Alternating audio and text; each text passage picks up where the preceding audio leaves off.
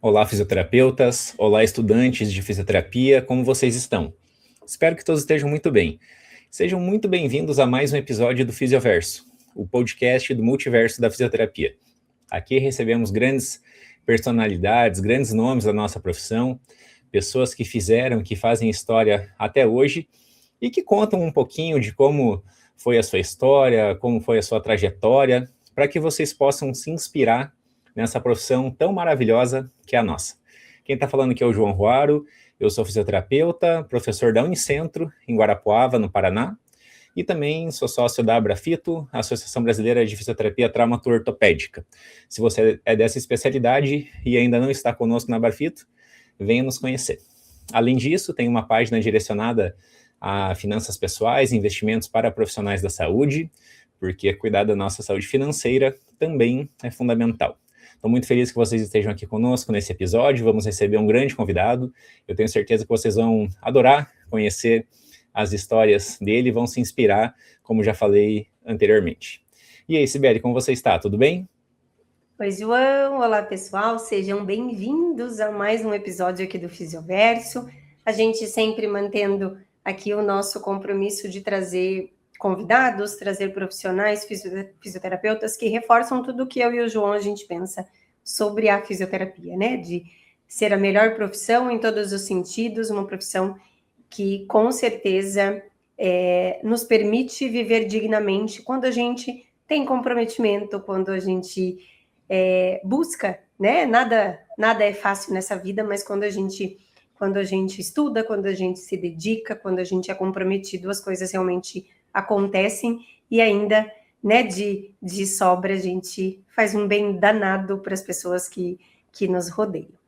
Bom, aqui quem fala é a Sibeli Knaut, eu sou fisioterapeuta, especialista em fisioterapia neurofuncional pela Abrafin e Cofito, e eu vou aproveitar aqui e fazer o convite, né, como o João fez, se você é da neuropediatria, da neuroadulto ou trabalha com fisioterapia vestibular, se associe à Abrafin, sempre tem muitas atualizações, muitas novidades, e a gente tem uma rede muito boa, né, que faz a gente crescer muito, e eu já disse isso aqui uma vez ou mais, e repito sempre que eu sou a Sibeli antes da existência da Abrafin e a Sibeli depois da Abrafin entrar na minha vida. E acho que isso vem super a calhar, a gente está falando aqui das associações, porque hoje a gente tem mais um convidado que é presidente, vou arriscar aqui, posso ser linchada, mas eu acho que é a maior associação de fisioterapia que a gente tem no Brasil. Não estou falando a melhor, mas eu acho que é a maior que a gente tem de associação de especialidade. E eu tenho a honra de convidar aqui ao palco do Fisioverso o doutor Alexandre Simões. Mas antes do Alexandre entrar, roda a nossa vinheta.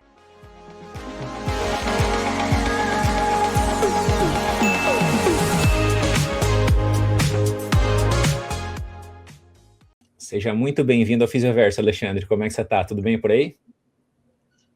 Olá, tudo bom? Tudo bem, João? Tudo bom, Sibeli? Obrigado aí pelo convite de participar, né, dessa atividade organizada por vocês. Tenho certeza aí que vai ser bons momentos aí que a gente vai ouvir, contar história, relembrar de alguns fatos. Acho que vai ser bem importante a gente estar trocando aí algumas ideias. Alexandre, muitíssimo obrigado por ter aceito o nosso convite e, né, repetindo aqui uma explicação curta, né, do que é o Fisioverso. A gente criou esse podcast justamente para eternizar a história de pessoas que fizeram e fazem a diferença na fisioterapia dentro das suas áreas de atuação, das suas especialidades. Então, né, aqui a gente não vai discutir assuntos técnicos, né? Você não vai explicar para nós sobre aquela vou chutar minha mente republicana, mas você vai, né, a gente vai contar um pouquinho de algumas coisas que foram importantes para você aí na sua trajetória, e eu tenho certeza que essas histórias acabam inspirando muita gente que está nos ouvindo, né? E a gente tem uma audiência que é bastante variada entre estudantes, profissionais já de longa data, e é muito bom sempre ouvir essas histórias, e acho que ajuda a gente a entender até um pouquinho, né, de como as coisas acontecem. Então, muito obrigada de novo por ter aceito o convite. E eu vou começar essa nossa conversa, Alexandre, te perguntando, né, uma pergunta básica, mas que nem sempre é tão simples, né? Quem é o Alexandre? Sim. Bom, para aqueles que estão nos assistindo, né, podem se identificar e me identificar, na verdade, né? Mas para aqueles que só podem, por exemplo, nos ouvir, né? Então, eu sou um homem branco de 1,75, uso óculos, tenho barba, agora parte delas mais branca, né? E sou casado, tenho 3 filhos, o mais velho tem 12 anos, é o Fernando, e 2 meninas, a Gabriela e a Giovana, que são gêmeas, que são 10. E todos eles vieram, acho que a gente vai poder comentar também isso, né, Sibeli e João, todos eles vieram no ano de 2016. Então, hoje eu tenho uma família, sou assim, agradecido, né, por ter uma família, né, era tudo aquilo que a gente sempre desejou, e paralelamente a isso, também tem a parte profissional, né, então, eu sou fisioterapeuta, assim como o João, assim como a Sibeli, e na associação que hoje eu presido, né, que é a Sobrafir, o meu apelido eles me chamam de decano. Então, aí já dá para ter uma ideia do período assim que eu já estou aí na estrada, né? Porque o decano é aquela pessoa com mais experiência, que ouve mais, que dá conselho, né? Mas eu poderia me definir assim, né? E se eu fosse me definir como pessoa, eu acho que eu sou uma pessoa extremamente ativa e sempre inovadora, né? Independente de onde eu estiver, eu sempre penso o que eu posso fazer de novo, de tudo aquilo que já foi realizado, e para poder inspirar, né? Ou alunos, ou colegas, ou amigos, enfim, porque quando a gente faz uma coisa nova, né, a gente inova, a gente, quer dizer, muda aquilo que já existia, né? Então, eu me considero, então, uma pessoa bem inovadora, independente do lugar onde eu estiver. Então, seja profissional, seja pessoal, enfim. Muito bacana, que maravilha. Alexandre, deixa eu falar sobre essa característica que você falou da inovação. Você já começou inovando aqui no Fisioverso mesmo sem saber, e eu vou te explicar por quê. A Sibeli, ela faz essa pergunta como primeira pergunta para o nosso convidado, desde que o Fisioverso é Fisioverso, ou seja, desde que a gente criou o nosso podcast. E, cara, nunca ninguém se descreveu fisicamente como é. Você foi o primeiro convidado a se descrever fisicamente. E que coisa, assim, ó, curiosa e diferente mesmo, foi inovador, porque eu me surpreendi da forma que você começou se abordando, porque muitas vezes a gente está ali no carro, no metrô, no ônibus, na academia, realmente só ouvindo, e a gente começa a criar um físico para aquela voz, assim, pautado talvez nas nossas experiências anteriores, em como a gente imagina que a pessoa é, né?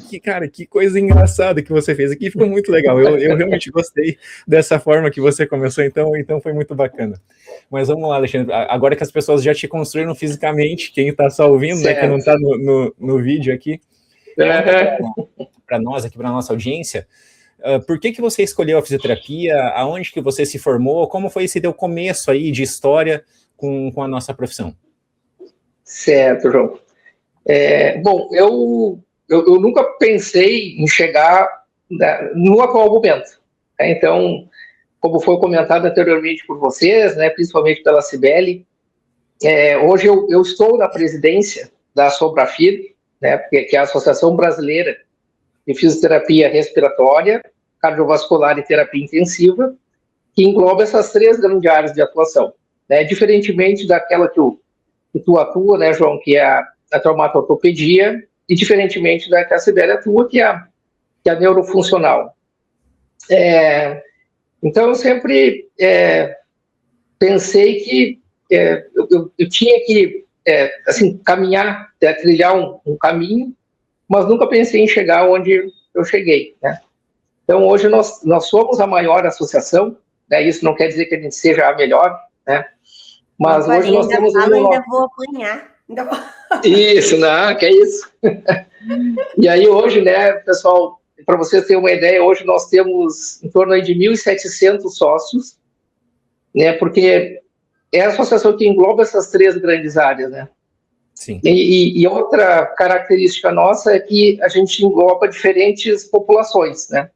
Então a gente pega a população neonatal, o adulto, o idoso, né? E dentro desses 3 grandes temas, né, que é a terapia intensiva, a fisioterapia respiratória, que a gente poderia pensar nos pacientes que estão internados no hospital, né, na unidade de internação, e também a gente atua no ambulatório. Então, por isso que a gente tem essa grande área de atuação, né, claro, abrangendo diferentes populações e também nessas 3 grandes áreas, né. Mas eu escolhi a fisioterapia, né, e eu entrei na universidade, né, lá no longínquo ano de 1992, no interior. Eu não morava na capital, atualmente eu resido em Porto Alegre, mas eu entrei na faculdade porque eu gostava sempre do esporte, né, jogava vôlei, jogava futebol, jogava no colégio, e naquele momento eu pensei, puxa, é uma área que está surgindo, né, que é uma área nova, diferentemente das áreas já consolidadas, né, a medicina, a enfermagem, né, a nutrição estava iniciando também, mas era uma área que eu conseguia agregar aquilo que eu gostava de fazer, né, que era o esporte. Eu jogava vôlei, e tentei unir, então, essa área nova, né. Então, a fisioterapia me atraiu por isso, né, porque eu ia conciliar a vida, assim, esportiva, do esporte, e também uma área que seria uma área nova que estava saindo, assim, sendo bem discutida, né. Então, o que me levou para a fisioterapia foi o esporte e a parte de conciliar, né, a parte esportiva com aquilo que estava surgindo aí de profissão. E depois, então, aí surgiram uma trajetória que iniciou no interior, depois eu vim transferido para a capital, né, Porto Alegre, iniciei na cidade de Bagé, fronteira ali com o Uruguai, e depois que eu vim a Porto Alegre, eu tive toda a minha carreira acadêmica, vamos dizer assim, né, aqui no Centro Universitário Metodista, né, que era uma universidade que tinha vários cursos da saúde, a educação física, a fisioterapia, a nutrição, e então concluí então minha graduação no ano de 98, e depois segui aí o mestrado, o doutorado, o pós-doutorado, né, e aí a gente foi para caminhos aí bem diferentes daqueles que eu tinha pensado, né, porque eu acho que a vida, ela vai nos levando, ela vai nos conduzindo, mas eu hoje, analisando, tem quase um bom caminho aí percorrido, né, dá para se dizer que as portas que se abriram, né, elas foram, assim, me levaram para caminhos que eu não esperava, mas sempre quando ela se abria, eu tentava realizar aquilo que sempre foi meu, né, de aproveitar ao máximo aonde a gente estiver e tentar inovar, trazer coisas novas, trazer coisas diferentes, né, e estar sempre buscando o aprimoramento independente da área. Então, esse foi a minha entrada, assim, na graduação. E, Alexandre, e aí você começou falando que, né, talvez uma coisa que te levou a encontrar a fisioterapia foi o esporte. Certo. E onde é que a respiratória entrou aí nesse caminho? Sim. Então, né, Sibeli, eu acho que sempre quando a gente, assim, são pessoas que cruzam o nosso caminho, né, e a gente consegue se identificar com alguma área, né. Então, eu sempre tive esse espírito, assim, de inquieto, né, eu não consigo ficar parado fazendo a mesma coisa. E na época que eu estava na graduação, né, teve na metade da graduação, eu tive um professor, que foi o professor de respiratória, né, que hoje não atua mais, mas ele atuava com crianças com alteração respiratória num hospital de referência aqui em Porto Alegre, né, que é o Hospital da Criança Santo Antônio, que é um hospital que faz parte do complexo da Santa Casa. Então, ele despertou assim, essa curiosidade na área respiratória, principalmente em crianças com alteração respiratória, né? Mas desde o meio da faculdade, eu sempre tive curiosidade assim, de entender mecanismos, né, de processos, de funcionamento. E uma área que também me chamou a atenção foi a área da fisiologia. Porque a fisiologia, ela é assim, o entendimento da parte do funcionamento do organismo, né? E aí eu comecei a conciliar, então, os conhecimentos da área respiratória, através desse professor. E aí eu me lembro que as regras eram bem diferentes das que são hoje, né? A gente fazia estágio voluntário, né, no hospital da criança, claro que com a supervisão dele, né? Mas a gente tinha o horário da graduação, aprendia as disciplinas, e depois a gente fazia um estágio voluntário. Quer dizer, a gente ia para o hospital, participava da rotina da área, né, que era a pneumopediatria, e atendia as crianças, né? Então, ali que eu comecei assim, a conciliar os entendimentos que a gente aprendia na graduação, mas também juntamente com a parte prática, né? E aí que eu consegui, então, conciliar aquilo que eu gostava, né? Que era estudar fisiologia e também aplicar isso na área respiratória. E a partir dali, então, que isso começou a abrir portas para mim, né? Então, eu fui monitor de fisiologia, né, na graduação. Era uma universidade que era assim, a particular na cidade de Porto Alegre era maior, né? A gente tinha ainda as universidades federais do Rio Grande do Sul.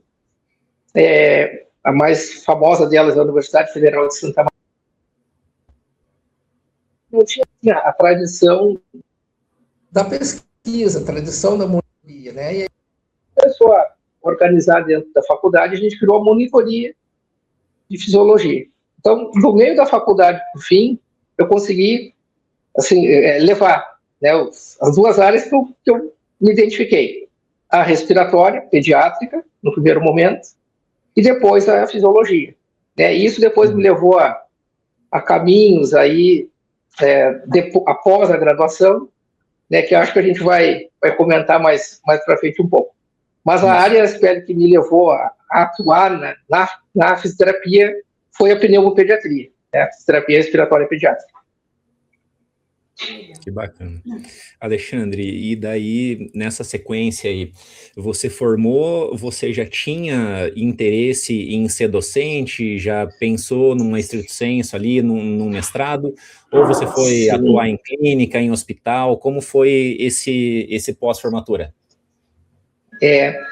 Então, assim, né, João, né, eu sempre tinha na minha cabeça, e tenho até hoje, né, que sempre quando a gente avança na parte do conhecimento, esse conhecimento, de alguma maneira, ele vai ter que reverter no tratamento dos nossos pacientes.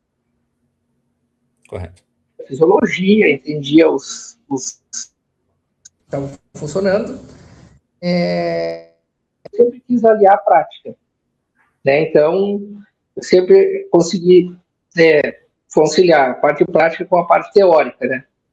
E isso talvez é uma situação que hoje está um pouco melhor, né? Mas nem sempre a gente consegue ter essa relação da teoria com a prática, né? E aí eu comecei a atuar dentro da área respiratória pediátrica, então eu comecei a participar dos eventos, né, dos congressos, e concomitantemente eu comecei a acompanhar um laboratório de fisiologia aqui na Universidade Federal do Rio Grande do Sul, porque a gente não tinha, na época, estricto sensu, né, que é o mestrado e doutorado especificamente para a área da fisioterapia. A área que abriu para mim a porta foi a área da fisiologia, das ciências biológicas, né, porque existia uma pós-graduação no Brasil, e era mais famosa, ainda é, né? Que é a Universidade Federal de São Carlos, que formava os mestrandos, os doutorados em fisioterapia, mas na região sul ela não existia. Então, as áreas que mais tinham inserção dos fisioterapeutas eram as áreas básicas, né? A bioquímica, né? A fisiologia. E como eu já vinha acompanhando um laboratório de fisiologia, né, eu digo, puxa, por que não fazer, então, um mestrado em fisiologia, né? Porque a minha vontade, João, sempre foi ser docente, né? E o que eu vi dos meus professores docentes, né? Que eles não tinham titulação. O que nós tínhamos na época era um professor de neurologia, que era um neurocirurgião, que tinha o doutorado. Mas os fisioterapeutas que davam disciplinas para a fisioterapia, eles não tinham a titulação. Então eu vislumbrei aí uma possibilidade. Dizendo, opa, eu gosto de ser docente, gosto de estudar, né? Gosto de ensinar. Vou fazer um mestrado na área que abriu para mim, que era a área da fisiologia, né? Porque eu vi na época que a docência ela já estava começando a exigir a titulação de mestre, né? Que posteriormente exigiu a titulação de doutor, né? Então houve uma evolução nesse sentido. Então abriu a possibilidade, né, de eu fazer um mestrado em ciências biológicas, na fisiologia, e aí vocês vão me chamar assim de qual área que eu comecei a atuar, né? O laboratório que eu comecei a acompanhar era um laboratório de fisiologia digestiva, ou seja, não tinha nada a ver com fisioterapia, né? Ele era coordenado por uma professora, uma bióloga, né, que era a professora Norma Marrone, que tinha ido para Barcelona, feito o seu doutorado e tinha retornado, né? E aí, por que eu fui parar nesse laboratório de fisiologia digestiva? Porque o meu trabalho de conclusão de curso, né, ele investigava as alterações pulmonares em crianças que tinham refluxo gastroesofágico, né? O refluxo gastroesofágico é quando tem a passagem do ácido do estômago para dentro do esôfago. E essas crianças com refluxo têm muita alteração respiratória. Então, qual era o nosso tema aí do trabalho de conclusão de curso, né? Botar a criança em diferentes posições, quando eles estavam realizando um exame, que é a pH-metria, né, que é uma sonda que a gente coloca no nariz, fica no terço distal do esôfago, e dependendo da posição que a criança ficava, né, esse sensor ele captava o pH do esôfago. Porque durante a fisioterapia respiratória, a gente usa, né, as famosas trocas de decúbito, né? Coloca ele de um lado, coloca ele do outro, né? Coloca ele de cabeça para cima, barriga para baixo, barriga para cima, né? Então a gente queria ver o que estava acontecendo com o pH do esôfago durante as manobras de fisioterapia. E aí nos indicaram esse laboratório. Olha, você trabalha com refluxo, né? Por que não acompanham lá o laboratório de fisiologia digestiva? Só aí, né, João Sibeli e o pessoal que está nos ouvindo e acompanhando, esse laboratório era o laboratório de fisiologia experimental. Ou seja, era um laboratório que investigava processos fisiológicos no estômago, no fígado, de ratos. Não tinha nada a ver com o humano, né? Mas o que eu vislumbrei aí? Puxa, é uma porta que está se abrindo para eu fortalecer os meus conhecimentos de fisiologia, né? Então, eu comecei, junto com esse estágio prático que eu fazia no Hospital da Criança Santo Antônio, atendia as crianças com pneumonia, derrame pleural, né, que faziam um pós-operatório de cirurgia pulmonar. Eu comecei a acompanhar o laboratório de fisiologia. E aí, o que eu fazia no laboratório? Eu acompanhava os mestrandos, os doutorandos que estavam fazendo seu mestrado e doutorado, né?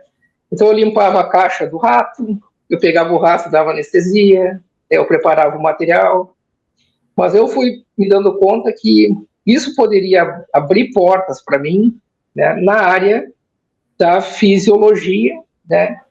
Mas eu nunca perdi o foco de tudo aquilo que eu estava aprendendo no laboratório de fisiologia experimental em algum momento eu teria que aplicar isso, né, para a prática, para a fisioterapia, né? E esse laboratório ele trabalhava especificamente com radicais livres, que são as espécies reativas de oxigênio, né? Então eu continuei levando, né, e realizando o estágio prático durante a graduação, lá com criança com alteração respiratória, mas comecei a acompanhar esse laboratório, e depois aí eu fiz o meu mestrado, doutorado, pós-doutorado, e hoje aqui no Hospital de Clínicas, né, na Universidade Federal do Rio Grande do Sul, que hoje eu sou docente, a professora Norma, eu divido o laboratório com ela. Ela se aposentou e ela continua fazendo pesquisa experimental, e agora a gente inverteu os papéis, né? Eu sou o professor da Federal e ela é a professora aposentada. Que legal. E sabe que, Alexandre, você falou algumas coisas, né? E que eu acho que, claro, né? As oportunidades, elas aparecem de formas diferentes, e eu acho que se resume a isso também, né? Claro que você já tinha essa intenção, talvez esse propósito da docência, claro que isso ajuda na tomada de decisão, né? Mas a gente enxergar longe, né? Não ter aquela, mas, poxa, não é em fisioterapia, não é exatamente né, desenhado na área que eu quero, mas você ter essa capacidade, né, de enxergar o quanto aquilo que é específico você pode lá na frente usar, você pode tentar, e daí, né, a tua fala de inovação, o quanto você pode usar aquilo para depois criar algo dentro né, do que você vislumbra como atuação. Isso é muito importante, porque, né, a gente tem que aprender isso. Eu falo muito para os meus filhos, né? Eu tenho 3 filhos também, o João tem 2, pelo jeito estão tudo meio na mesma idade, né? O meu mais velho e o mais velho do João tem 14, aí eu tenho um de 13, aquela eu já até me perdi, e a Rafa tem 11. E eu falo isso assim, a gente não tem que esperar que as oportunidades também caiam no nosso colo, exatamente do jeito que a gente, às vezes, dá para eles, né? Muito de mãozinha, né, beijada, tudo facinho. Não é assim. Perfeito. A gente tem que planejar e a gente tem que tentar enxergar, né, o quanto essas coisas que hoje a gente faz, né, que hoje a gente, né, tá lá ajudando, fazendo, estudar inglês, fazer isso, fazer aquilo, mas o quanto agora talvez não esteja usando, mas o quanto dali para frente isso pode ser a oportunidade que vai mudar. Então, assim, o quanto a gente precisa abraçar as oportunidades que nos são dadas, né? E planejar o que a gente vai fazer. Isso facilita. Nem sempre a vida nos leva para esses caminhos também, né? Porque às vezes acontecem coisas que a gente não imaginava. Como você falou, a Sobrafir não era uma coisa que lá atrás você pensou. Apareceu, mas também apareceu porque você trilhou um caminho que te permitiu hoje estar nessa posição, né? Então, perfeito. Né? É bem importante, né? A gente pensar e refletir nas coisas que a gente faz, né? Não, e tu comentou um ponto bem interessante, velho, porque daí, como eu levava, né, assim, o estágio prático, lá no Hospital da Criança Santo Antônio, acompanhava o laboratório e as aulas de graduação, o tempo, por exemplo, que a gente tinha para almoçar, que eu tinha para almoçar, era quando eu pegava o ônibus de um lugar ao outro, e aí a gente comia dentro do ônibus, comia o sanduíche, tomava um refrigerante, quando descia do ônibus já estava em outro lugar, né? E aí a gente começa a dar valor para essas coisas que acontecem, né, no nosso caminho. Porque às vezes as pessoas imaginam, né? Puxa, olha ali, presidente da Sobrafir, olha lá, um dia eu quero ser presidente. Beleza. Mas só que o caminho que foi trilhado até a gente chegar na presidência, né? Ele nem sempre é que nem comentaste, né? Tudo acontece da forma que a gente quer, como a gente quer, no momento que a gente quer. E às vezes as coisas acontecem e aí a gente vai ter que aprender, né? E aí existe uma palavra que a gente comenta muito, que é a resiliência, né? E a gente sentir o momento, analisar, se transformar e continuar a nossa caminhada, né? E isso aconteceu, né? Isso aconteceu em vários momentos. Então, vocês imaginem o quanto de crítica eu recebia, né? Dos próprios colegas. Poxa, mas está no laboratório de fisiologia digestiva, não tem nada a ver experimental com animal. O que tem a ver com a física? Eu digo, olha, eu estou aprendendo. Uma dessas a gente vai conseguir aplicar isso em algum outro momento, né? E isso realmente aconteceu, né, pessoal? Porque o laboratório de fisiologia, como a professora sempre teve um bom convênio com a Espanha, né, com a Universidade de León, que fica no norte da Espanha. Então, ela ficou um período em Barcelona, depois ela ficou na Universidade de León, né? As portas começaram a se abrir, né? Então, como ela tinha um convênio Brasil e Espanha, durante o meu mestrado, eu fiquei mais aqui no Brasil, mas durante o doutorado eu tive a possibilidade de sair várias vezes, né? Porque na minha cabeça eu sempre quis, né? Como eu seguia a área da docência, eu queria ir para um país de fora do Brasil. E aí a gente já imagina, né? Vou ir para os Estados Unidos, vou ir para a Inglaterra, vou ir para a Irlanda. Só que a porta que se abriu não foi esses países de língua inglesa, foi a porta da Espanha, né? Um país europeu. E aí eu continuei, né? Então, para vocês terem uma ideia, o meu mestrado foi avaliando o estresse oxidativo do estômago e do fígado dos ratos diabéticos com 7, 15, 30, 60 e 90 dias. Então, era a fisiologia pura, né? E a gente media lá os radicais livres e tal. Media o fluxo na artéria mesentérica, levava o sangue lá para o estômago e tal, né? E aí as portas começaram a se abrir e em muitos momentos eu fui para a Espanha, né? E o meu doutorado, a gente seguiu na mesma linha, né? Então, era animais normais, que a gente deixava eles diabéticos, diabetes tipo 1, né? Medir os radicais livres, só que no doutorado a gente começou a utilizar um antioxidante, que é a quercetina, né? Que esses antioxidantes, eles bloqueiam, eles conseguem combater os radicais livres que são formados durante os processos fisiológicos, né? E a gente viu que esse antioxidante, quercetina, diminuía o processo inflamatório do fígado dos animais diabéticos, né? Então, se hoje nós procurássemos a principal citação da minha produção científica, é a minha tese de doutorado, né? Por quê? Porque era o uso do antioxidante, né, diminuindo o processo inflamatório. E aí eu tive um outro insight, velho, e João, né, e eles que estão nos ouvindo. Digo, puxa, será que não dá para nós agora aliar isso que eu aprendi no estômago, no fígado do rato diabético e começar a ver as alterações pulmonares?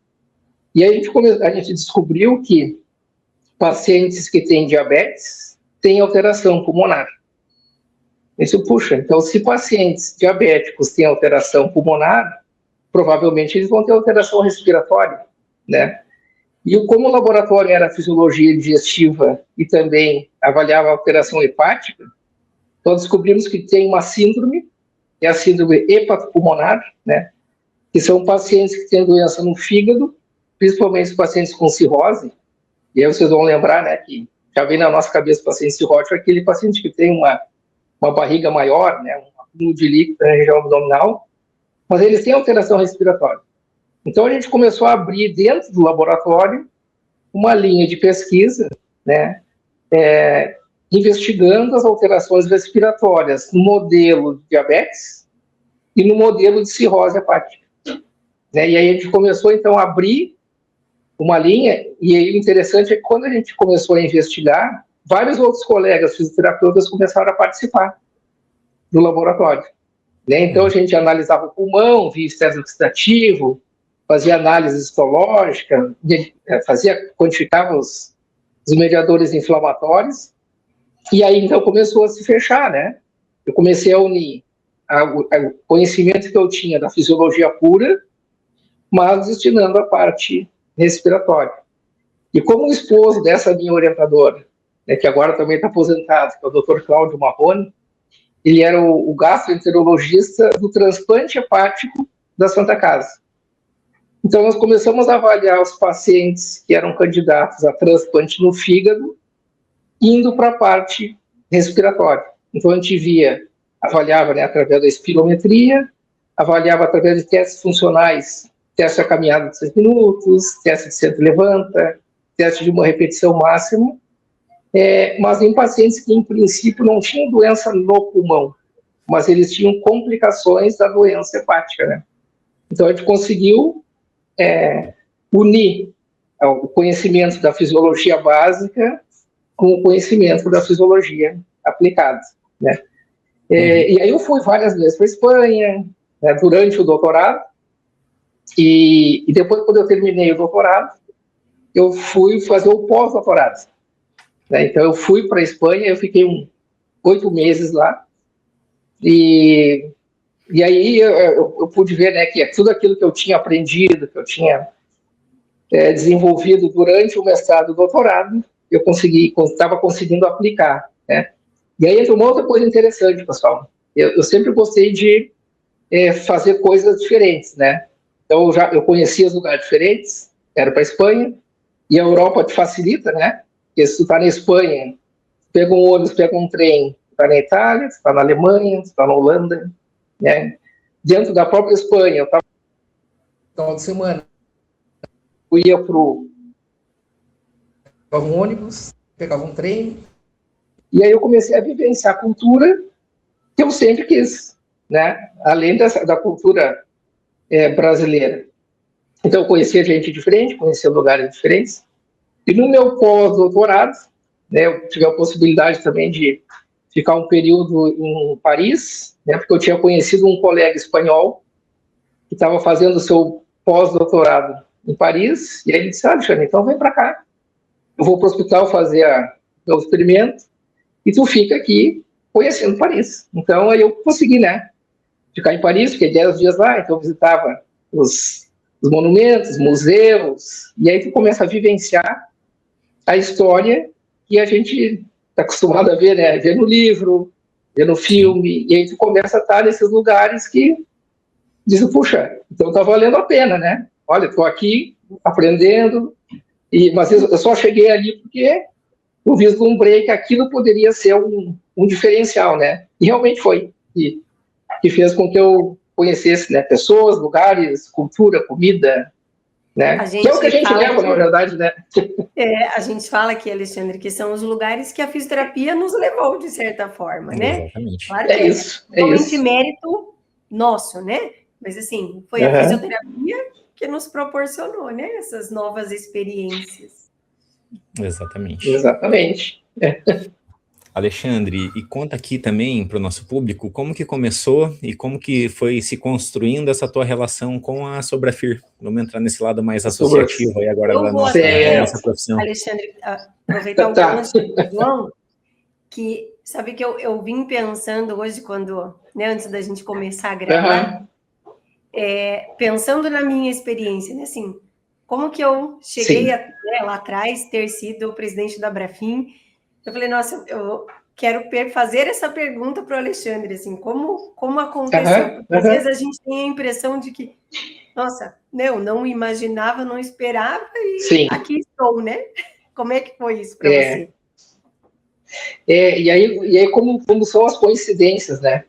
Então, como eu procurei, né, a fazer o mestrado, o doutorado, não era da área da fisioterapia, e a gente sempre estava participando dos eventos, né? E um dia nós estava um evento em Curitiba, né, que é o nosso hoje o maior simpósio, né, que começou lá em 1983, que é o CIFID. E aí nós estávamos no hotel, e nós estávamos indo para o evento, né, estava eu e minha esposa, e tinha um casal ali que também estava no hotel, e disse, olha, vocês vão para o evento? Vamos, então vamos junto. A gente entrou no táxi junto, nós 4, fomos até lá para o evento, né? E aí surgindo, conversa aqui, onde é que tu fez, mestrado, doutorado e tal.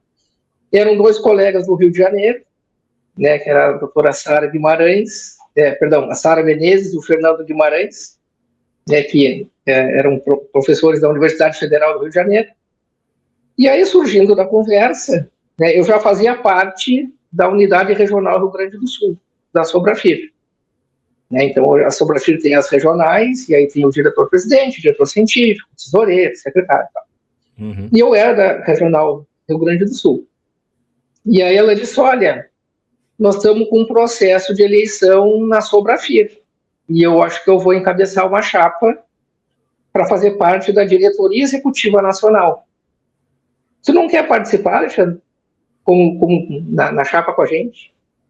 Eu digo, olha, Sara, eu participo lá do Sul, mas eu não tenho experiência, assim, a nível nacional, né?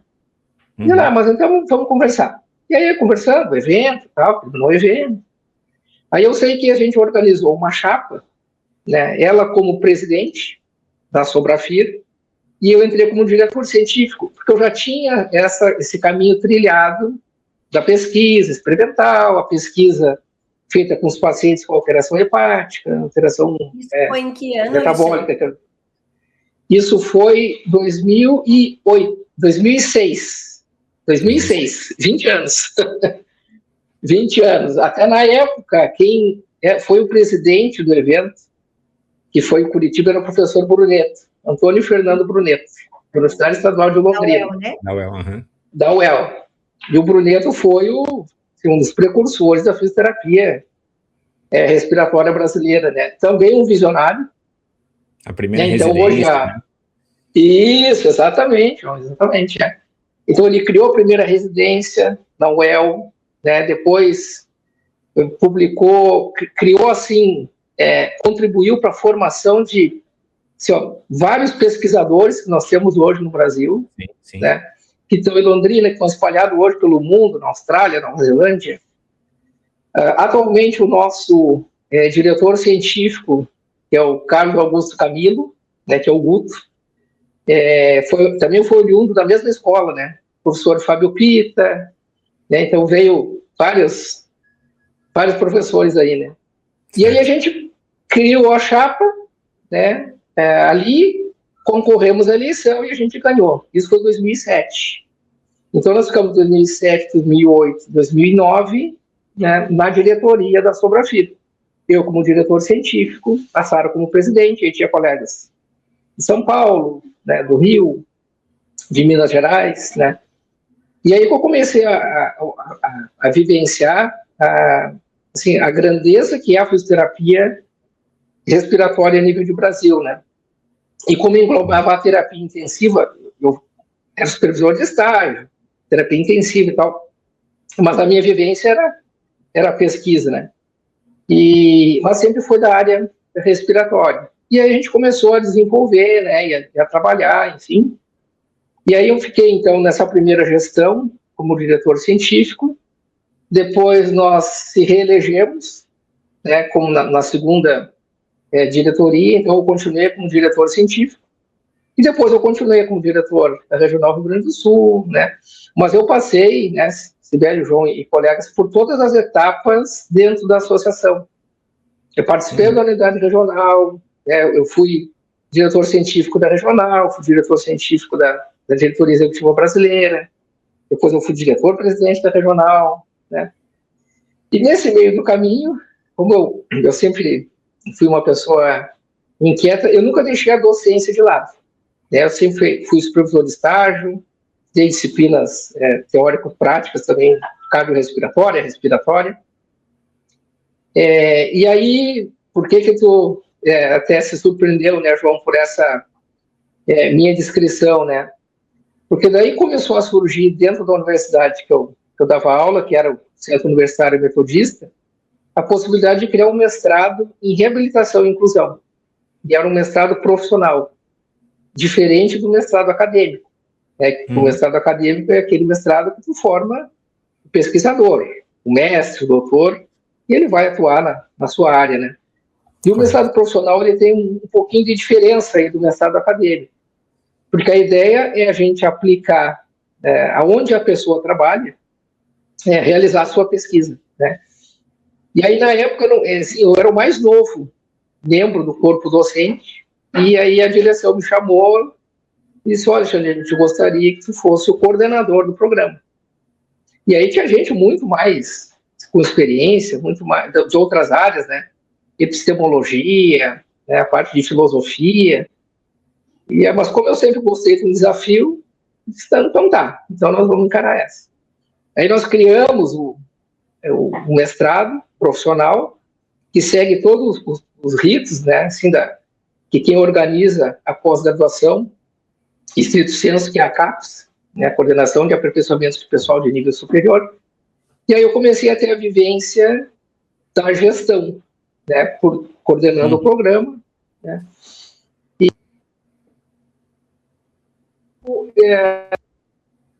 Tudo foi meio concomitante. Dava aula na graduação, dava aula na pós, e aí fui levando.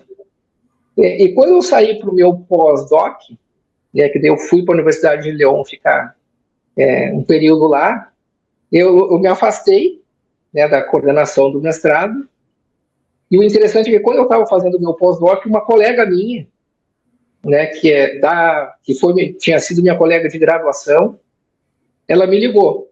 Então, eles tinham aberto um curso na Universidade Federal do Rio Grande do Sul, né, que é a URGS, e ela era docente, ela era da traumato-ortopedia, Adriana Moré. E aí a Adri me ligou e disse: olha, Alexandre, eu estou te ligando, mano. Eu queria trocar uma ideia contigo, porque nós vamos abrir um concurso aqui na Federal do Rio Grande do Sul, né, da área de respiratório, e nós pensamos no teu nome como banca. Né? Tu tem doutorado, está fazendo pós-doc, né? É uma referência para nós. Então eu disse: Adri, né, eu posso te responder amanhã? Ah, pode, tá. Aí eu conversei com o meu orientador da Espanha, eu estava lá, né, a professora Javier Gonzalez Galego, conversei com a minha orientadora e disse: olha, pessoal, eu já adiantei minha pesquisa, né, já tenho aqui a publicação, e me convidaram para ser banca lá na universidade. Ela: não, Alexandre, tá tudo bem, o teu objetivo cumpriu, pode voltar. Aí no outro dia, quando eu fui conversar com ela, eu disse: olha, Adri, eu agradeço aí o convite, mas eu não vou participar como banca, eu vou fazer o concurso para essa vaga. Eu ia te perguntar isso. Eu vou como candidato. Isso, eu vou como candidato. E essa vaga vai ser minha. Essa vaga é minha. Eu estou voltando para isso. Ah, então eu não posso mais conversar contigo. Eu digo: beleza. Então não conversa mais, mas eu vou fazer o concurso. Ah, então tá. Ah, tá bem, tá. Aí eu adiantei o meu retorno para o Brasil, né? Eu ia ficar 1 ano, fiquei 8 meses. Voltei, fiz o concurso, né? Tinha aí, acho que 13, 14 candidatos, né? E aí eu fui aprovado no primeiro lugar, né?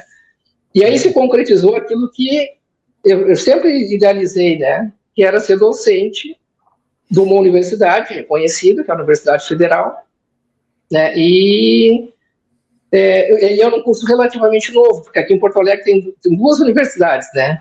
A Federal de Ciências da Saúde, federais, que é a UFPA, isso, e a Federal do Rio Grande do Sul, que é o que eu dou aula, né? Uhum. E isso foi em 2011. Então, de 2011 até aqui, eu estou com 15 anos já de universidade federal, mas na privada, coordenando o mestrado, né, no Centro Universitário Metodista, eu fiquei 10 anos. Então, eu tenho 25 anos aí de trajetória, e não é à toa, por isso que eles me chamam de decano, né? Pô, tá 25 anos já aí. Foi bem interessante aí essa passagem. Muito bem. Alexandre, e deixa eu mudar um pouquinho o rumo da nossa prosa, porque recentemente, né, nós passamos por 2 eventos em que a fisioterapia respiratória ela foi super requisitada. O primeiro foi a pandemia e o segundo, especificamente aí no Rio Grande do Sul, a gente teve a questão daquelas enchentes e uma série de catástrofes naturais, digamos assim, que afetaram muito a população de uma maneira geral e especificamente deixando disfunções respiratórias, né? Eu queria saber como é que foi a atuação, né? E como foi esse desafio da fisioterapia respiratória nesse contexto, cara, e como que, nesse sentido, a associação se fortaleceu, e isso vocês veem como uma coisa positiva, de que a respiratória ela foi mais valorizada, ou não, ela talvez não foi tão valorizada quanto deveria. Qual que é a leitura que vocês fazem desses momentos, cara? Certo. Eu acrescentaria, João, dentro desses essas grandes situações, né, que foi a pandemia, né, que daí acometeu o mundo inteiro, o Brasil também, né, e consequentemente aqui a nossa região, o estado do Rio Grande do Sul, a enchente, né, que agora a gente completou 2 anos, né, que começou em março de 2024, que não pegou só a cidade de Porto Alegre, ela pegou, assim, todo o estado do Rio Grande do Sul, né,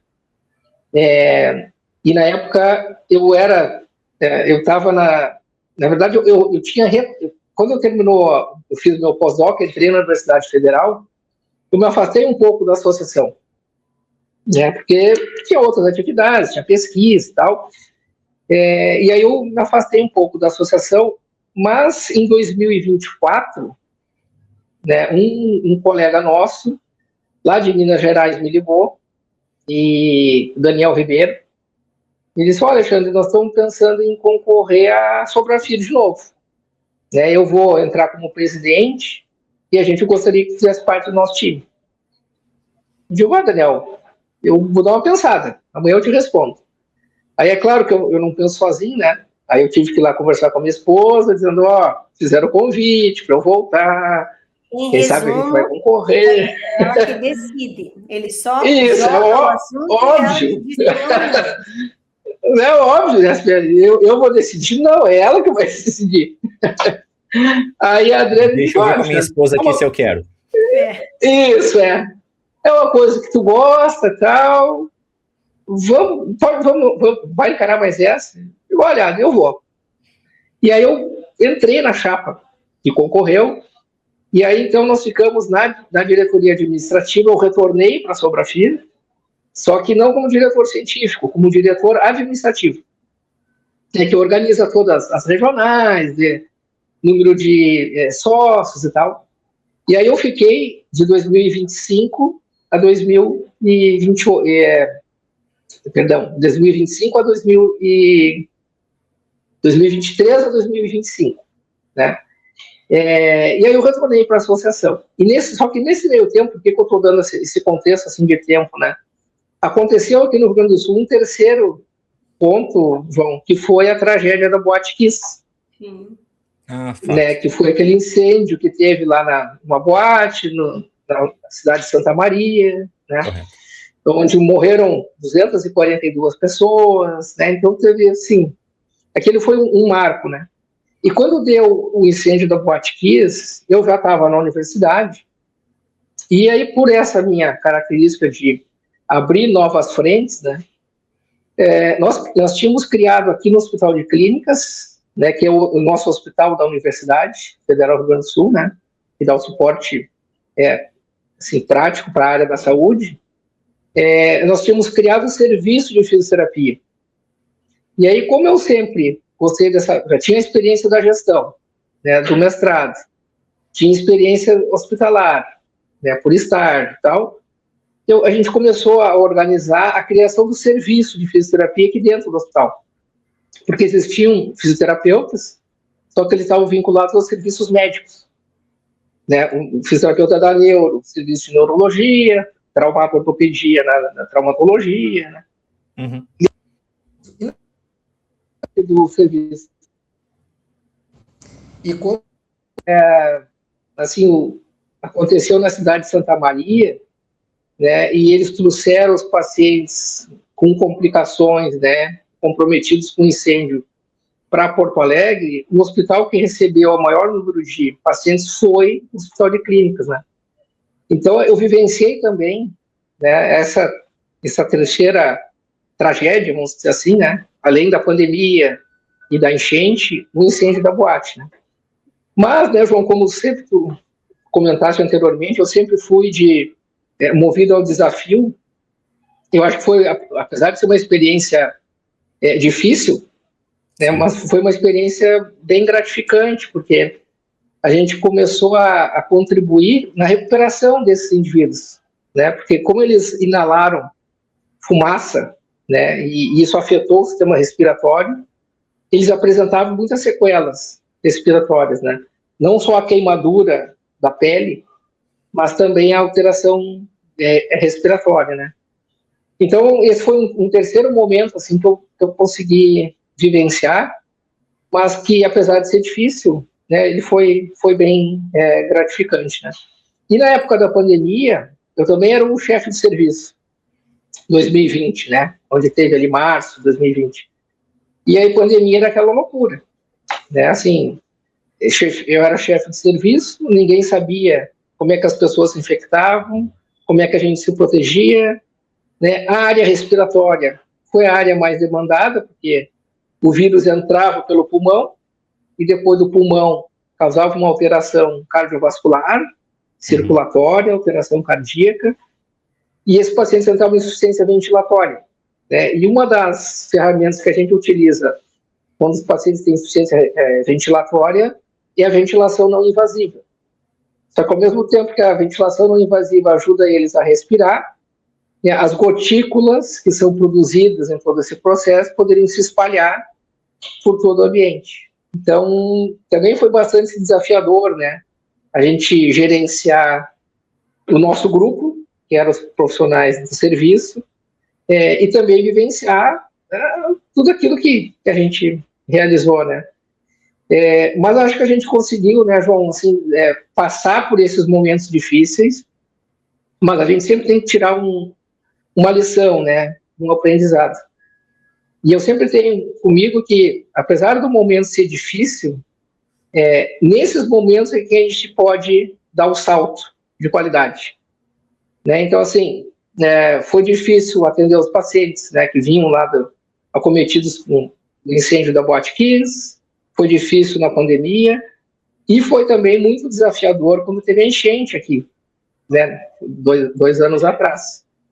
Para vocês terem uma ideia, né, Porto Alegre ela ficou isolada, porque o rio Guaíba, que é o rio que banha aqui toda a região metropolitana, né, Porto Alegre, Canoas, Cachoeirinha, né, ele recebe a água de todos os afluentes que vêm do centro do estado e do norte do estado.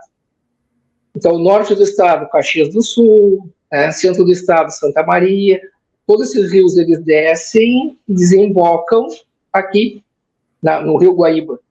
E depois aqui do Rio Guaíba ele desce para a cidade ali de Pelotas, Rio Grande, vai para o mar, né?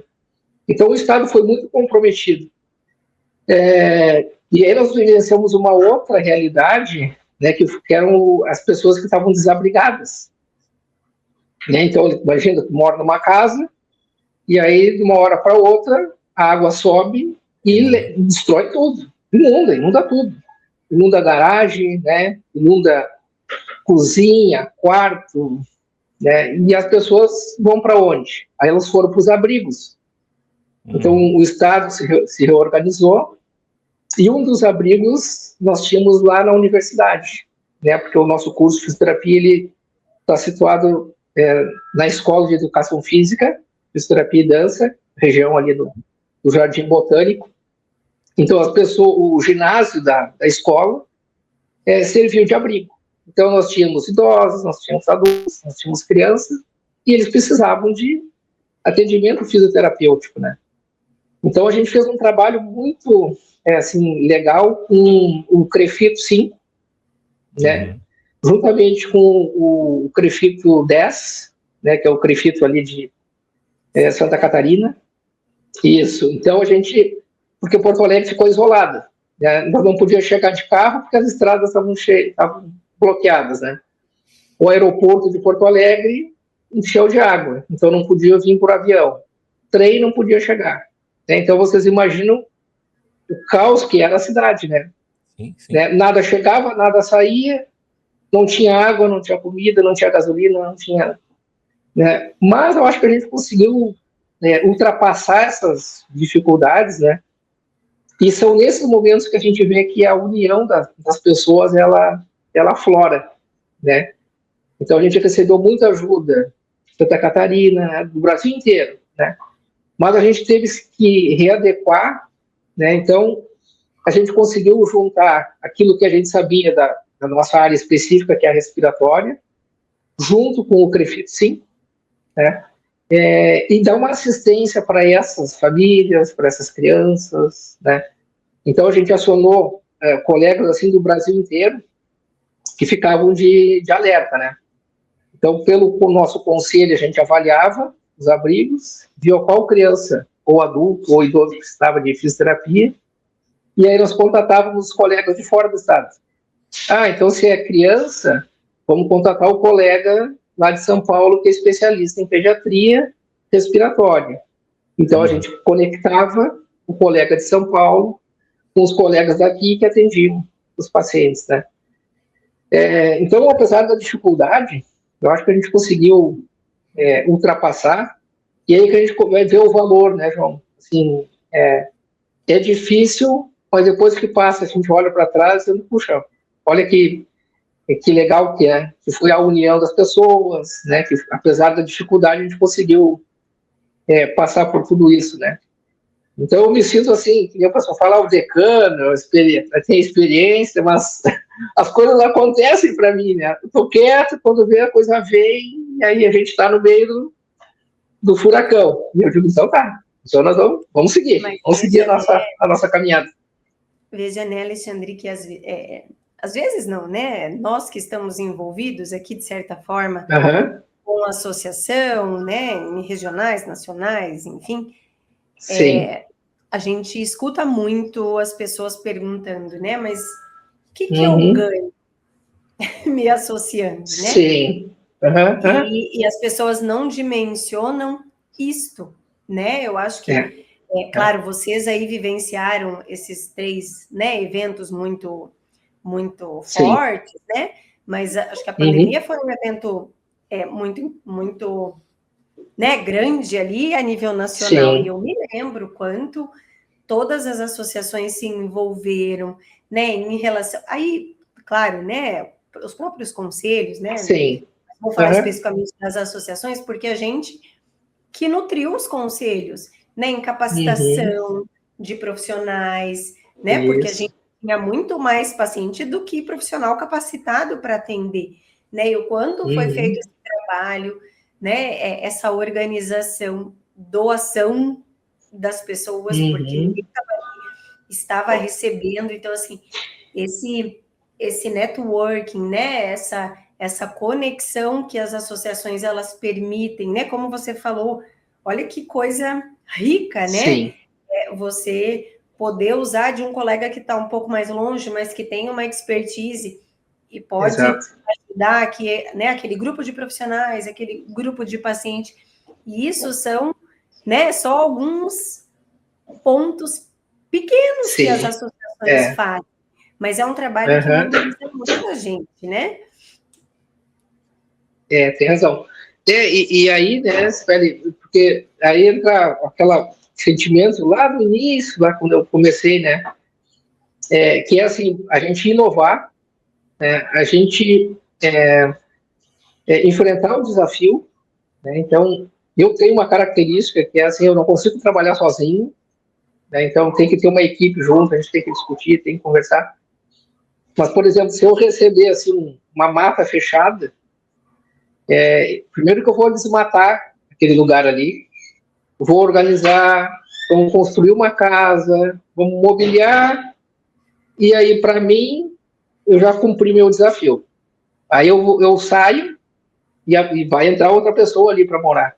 E eu vou ir para outros desafios, né? Então, eu tenho esse espírito desbravador, né? E eu acho que esse sentimento a gente tem que ter, independente de onde a gente estiver. Eu estou na coordenação, eu estou na chefia, eu estou trabalhando numa clínica, eu estou fazendo atendimento domiciliar, né? É o desafio que vai nos mover. E o desafio nem sempre ele é ruim.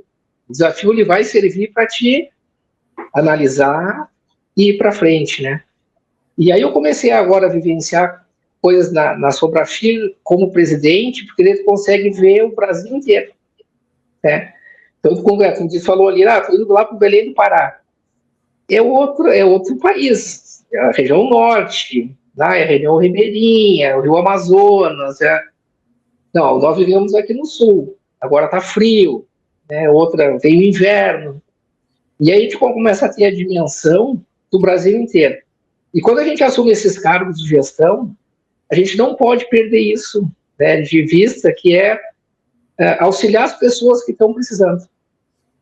Então, hoje a gente tem uma condição relativamente estável, né? Sou docente da Universidade Federal, né, viajo para cima e para baixo, tenho a família, mas e as outras pessoas que estão precisando?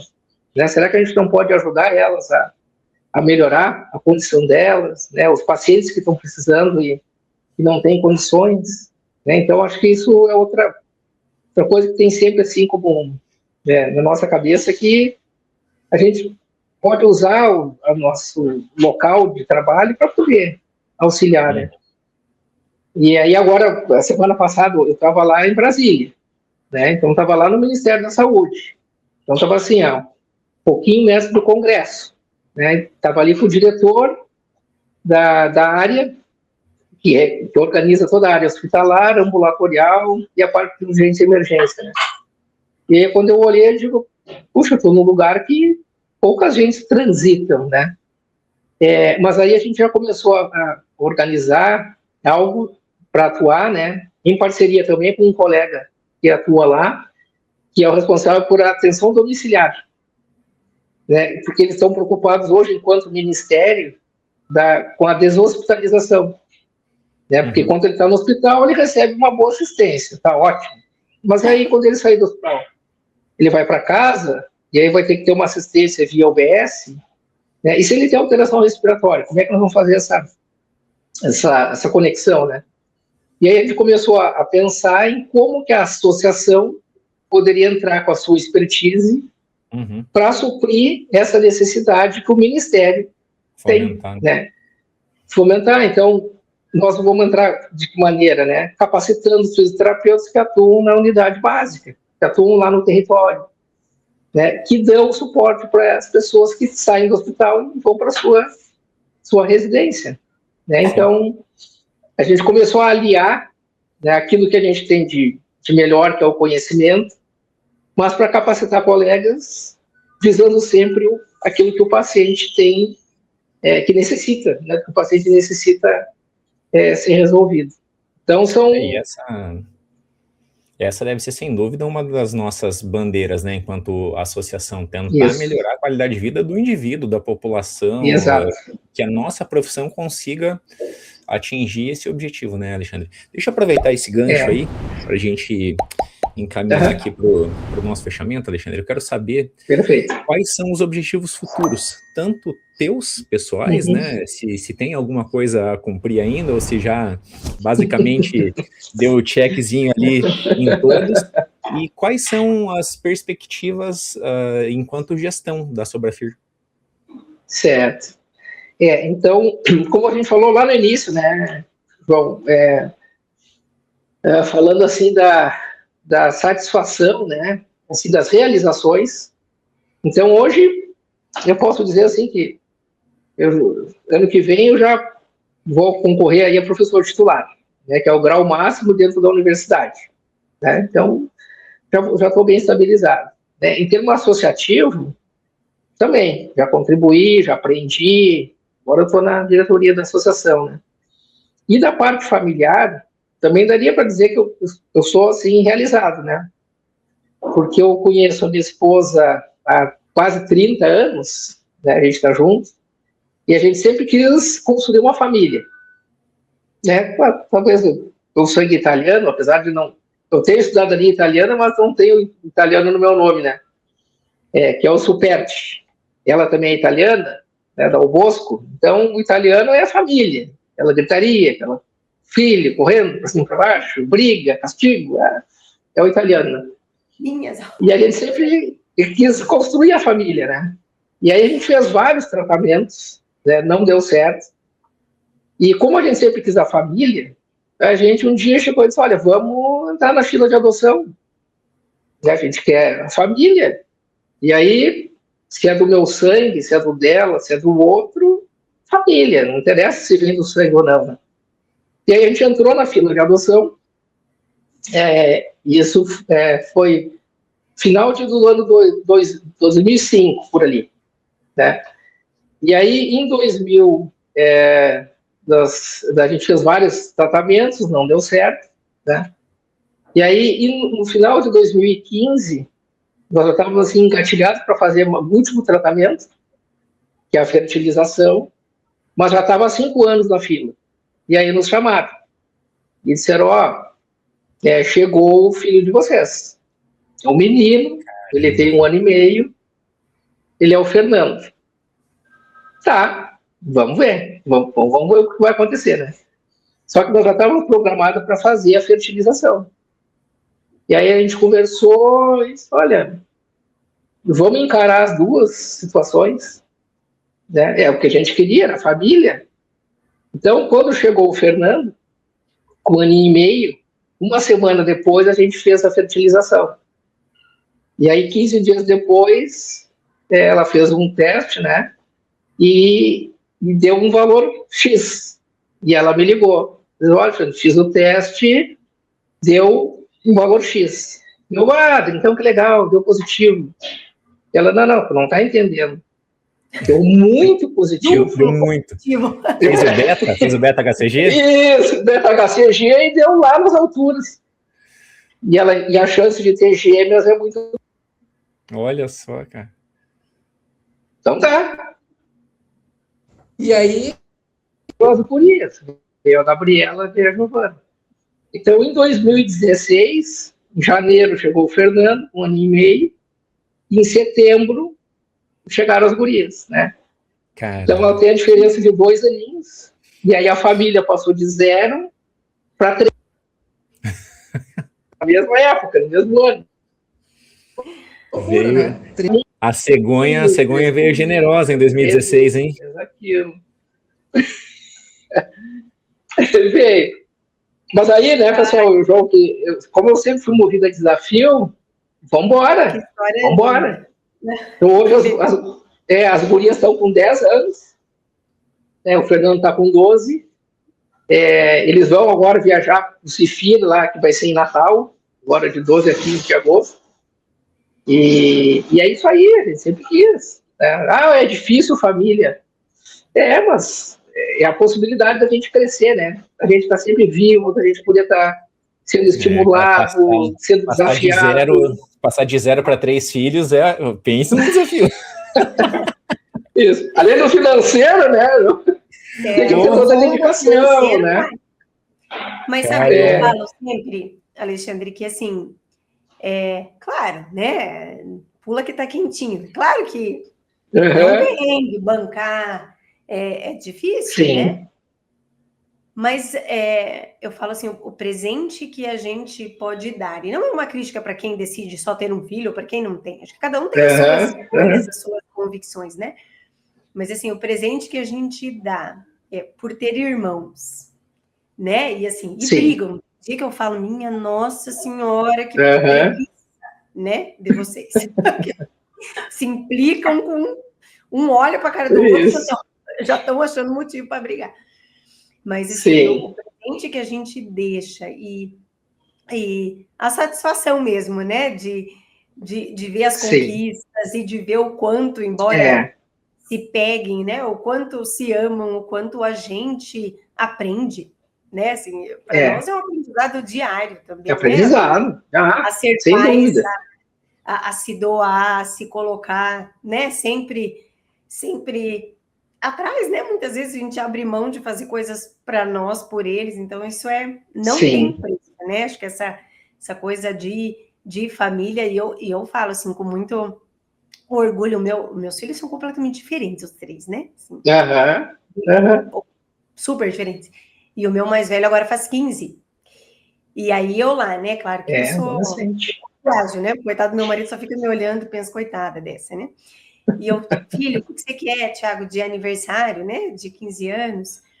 E aí ele falou, eu quero uma viagem, mas assim, pode ser para qualquer lugar, desde que vamos todos. Ele não quer viajar todos sozinho, juntos. A gente vai. Isso aí. Aí eu fico toda grandona, né? Deu, que delícia. O meu do meio, pelo contrário, quero viajar com os meus amigos. Deu, Guilherme. Sim. Lá pra frente. Personalidades diferentes, né? Mas, cara, que bacana, que história interessante Linda, essa né? tua aí, muito, muito legal mesmo. Alexandre, então vamos Não, aproveitar. e aí, né, João, o Fernando, ele é Claro. um menino negro. É negro, né? Olha que legal, que legal. Então aí chegou o Fernando, chegaram as gurias, né? E aí despertou em mim um outro sentimento, né? Que é assim, é passar por situações que a gente que é branco, a gente não tem noção do que é, né? Uhum.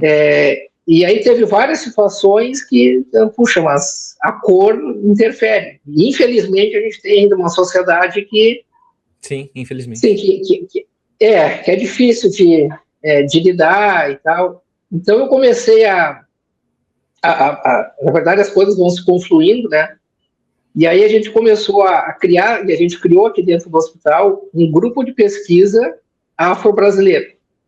E esse grupo de pesquisa, junto com o pessoal da enfermagem, né, o pessoal da fisioterapia, a gente viu que da área cardiovascular, a população negra é mais propensa à hipertensão, né, da área da doença renal, eles têm mais doença renal, realizam mais transplante renal e tal.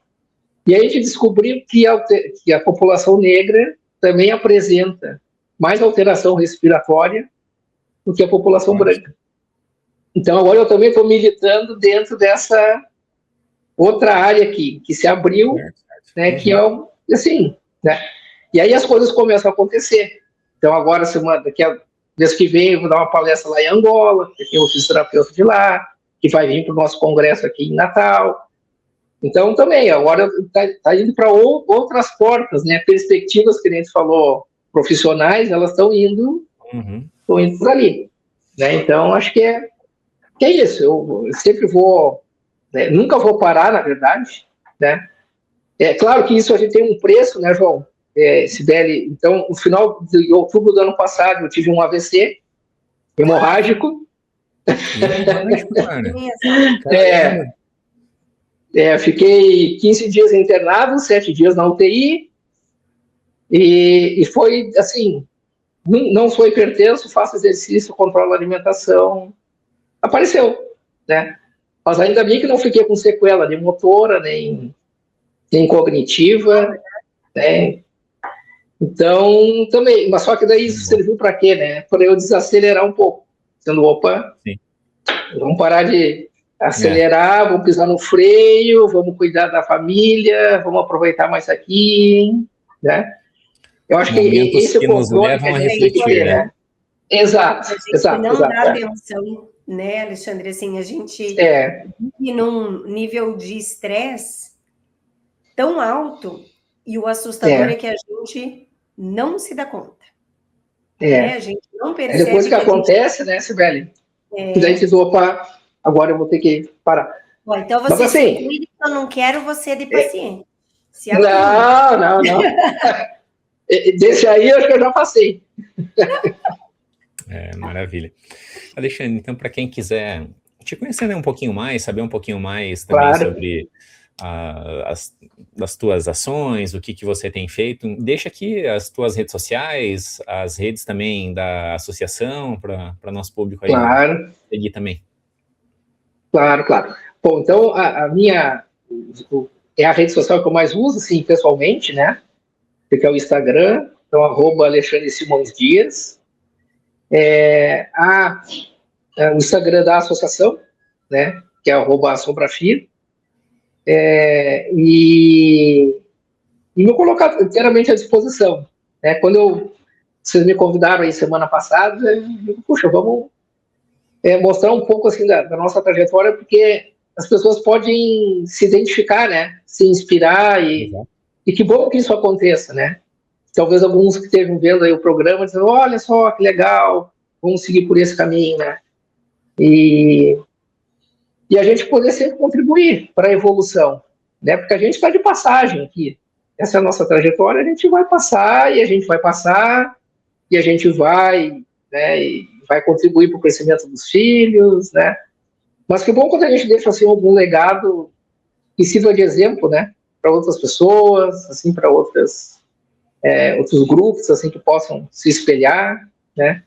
E eu sou um otimista, apesar da dificuldade, a gente está sempre vendo algo de positivo para poder crescer, poder aprender e poder sempre evoluir, né?